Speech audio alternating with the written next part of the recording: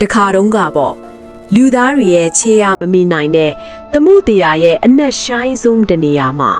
လူတွေမသိနိုင်တဲ့ခန္ဓာထေဝါလို့နဲ့နဂါးတို့ရဲ့တိုင်းပြည်တစ်ခုရှိခဲ့ပါတယ်။အဲ့ဒီရေအောက်နန်းတော်ထဲမှာအလွန်လှပတဲ့နဂါးမသမီးလေးတစ်ပါးရှိပေမဲ့သူမရဲ့မျက်လုံးတွေထဲမှာတော့အမြဲတမ်းအထီးကျန်ဆန်မှုတွေပြည့်နှက်နေခဲ့တာပါ။သူမဟာနန်းတော်ထဲကတောက်ပတဲ့ယေရနာတွေကိုကြည့်မနေပဲရေပြင်ထက်ကလွှဝတ်စမ်းကြတဲ့ကဘာကြီးအကြောင်းကိုပဲအမြဲတမ်းစိတ်ကူးရင်နေခဲ့မိတာပါ။ဒီနေ့မှာတော့သူမရဲ့စူးစမ်းလူစိတ်ကိုမတားဆီးနိုင်တော့ပဲကုန်းမြေပေါ်ကိုတိတ်တဆိတ်တက်လာခဲ့ပါတော့တယ်။ရေမြင့်တစ်ပြင်ကိုဖောက်ထွက်လိုက်ချိန်မှာပဲနှွေးထွေးတဲ့အလင်းရောင်တွေရှိတဲ့လူသားတွေရဲ့ရွာလေးကိုသူမစတင်မြင်တွေ့လိုက်ရပါတယ်။ဒါကြောင့်သူမဟာသူမရဲ့ငကားအစွမ်းနဲ့လှပတဲ့လူသားမိန်းမကျူလေးအသွင်ဖန်ဆင်းလိုက်တဲ့အခါမြေကြီးပေါ်မှာလမ်းလျှောက်နိုင်တဲ့ကိုယ့်ရဲ့ခြေထောက်ကလေးတွေကိုကြည့်ပြီးအံ့ဩဝမ်းသာထင်နေခဲ့ပါတော့တယ်။ လူသားတွေရဲ့ကဘာတွေကိုသူမပထမဆုံးခြေလန်းစာလန်လိုက်တဲ့အခါမြင်သမျှအရာအလုံးကသူမအထက်တော့ထူဆန်းပြီးစမ်းတင်နေခဲ့ပါတယ်။ဈေးတန်းတဲကရောင်စုံအသီးနှံတွေနဲ့လူသားတွေရဲ့တက်ကြွလှုပ်ရှားနေတဲ့ဘဝတွေကိုကြည့်ရင်သူမရဲ့စူးစမ်းလူစိတ်တွေကပိုလို့တဟုတ်တိုးလာခဲ့ပါတယ်။အဲ့ဒီလိုနဲ့တနေ့မှာတော့မြေကမ်းဘေးမှာငါးဖမ်းပိုက်တွေကိုကျွမ်းကျင်စွာဖြစ်ခံနေတဲ့ရိုးသားဖြူစင်တဲ့လူလင်တစ်ယောက်နဲ့သူမဆုံတွေ့ခဲ့ပါတယ်။သူတို့နှစ်ဦးရဲ့မျက်လုံးချင်းစုံစည်းသွားတဲ့အခိုက်အတန့်မှာပဲ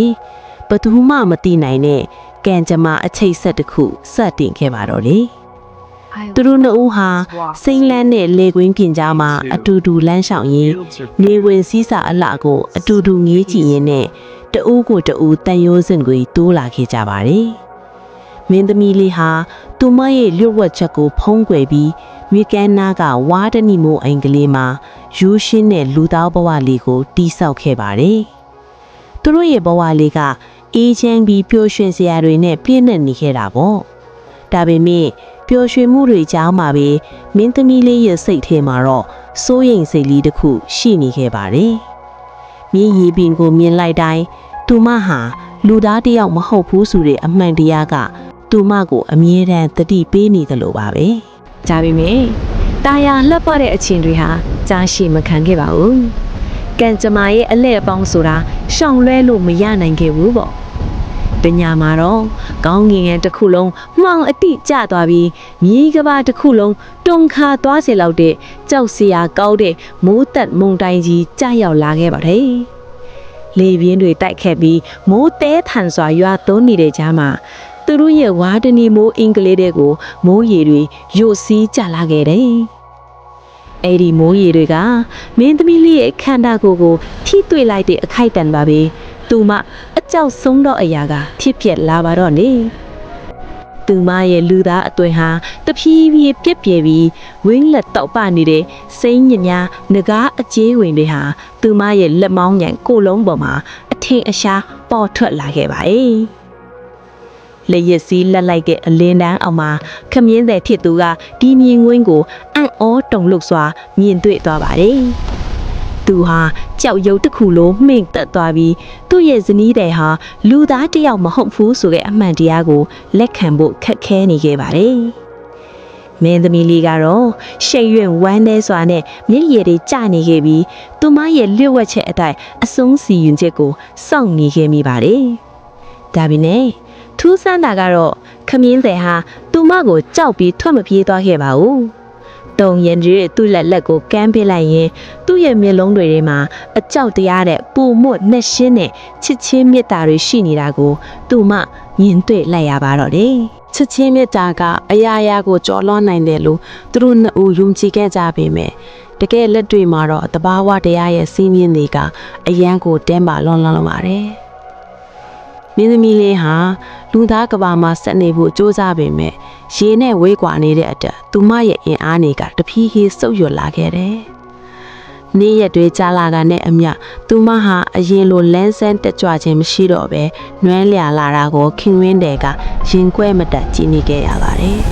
။တစ်ဖက်မှာလည်းပျောက်ဆုံးနေတဲ့မင်းသမီးလေးကိုပြန်ခေါ်ဖို့အတွက်သမုဒ္ဒရာရဲ့အရှင်သခင်တွေကဒေါသတကြီးစောင့်ကြိုနေကြပါတယ်။ ကုန်းမြေပေါ်ကိုရိုက်ခတ်လာတဲ့ရေလိုင်းကြီးတွေကသူမကိုအမြန်ဆုံးပြန်လာဖို့တတိပေးနေတယ်လို့ပါပဲနောက်ဆုံးမှာတော့သူတို့နှစ်ဦးလုံးနားလည်လိုက်ကြပါတယ်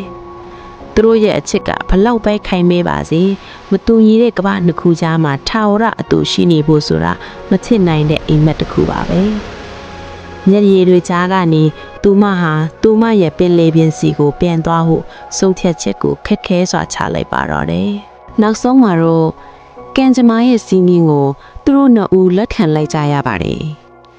လာပြညရဲ့လက်ရောင်အောင်မှာစစ်သူနှစ်ဦးဟာကန်းကြီးမှာနောက်ဆုံးအကြိမ်ဖတ်သွယ်နှုတ်ဆက်ခဲ့ကြတယ်။မင်းသမီးလေးဟာသူမရဲ့လူသားအသွင်ကိုစွန့်လွတ်ပြီးခမ်းနားထေဝါလာတဲ့နဂါးမင်းသမီးအသွင်ကိုပြန်လေပြောင်းလဲလိုက်ပါတယ်။သူမရဲ့မျက်လုံးတွေထဲမှာမျက်ရည်တွေနဲ့ချစ်သူကိုနောက်ဆုံးတစ်ခေါက်လှည့်ကြည့်ပြီးတမှုတရားရဲ့လွှိုင်းလုံးတွေကြားတဲ့ကိုတဖြည်းဖြည်းတိုးဝင်ပျောက်ကွယ်သွားပါတော့တယ်။လူသားလူလင်ကတော့ကန်းစီမှာကြံရစ်ခဲ့ပြီးချစ်သူရှိတာပင်လေပင်ကြီးကိုငေးကြည့်ရင်ကြံရစ်ခဲ့ပါတယ်။သူတို့နှစ်ဦးဟာခန္ဓာကိုယ်ချင်းဝေးကွာသွားကြပြီမြဲသူတို့ရဲ့ဖြူစင်တဲ့အချစ်ဇလန်းကတော့ကုန်းမြေနဲ့ရည်ပြင်ကြားမှာထာဝရရှင်တန်နေမဲ့ဒဏ္ဍာရီတစ်ခုဖြစ်လာခဲ့ပါတယ်။အခုထိတောင်မှပေါ့လာပြညဝေမှာပင်လယ်လွှိုင်းတန်တွေကိုတေချာနားဆွင့်ကြည့်ရင်ချစ်သူကိုလွမ်းဆွတ်တန်းတာနေတဲ့ငကားမင်းသမီးလေးရဲ့တခြင်းတန်ကိုကြားရတတ်တယ်လို့အဆိုရှိကြပါတယ်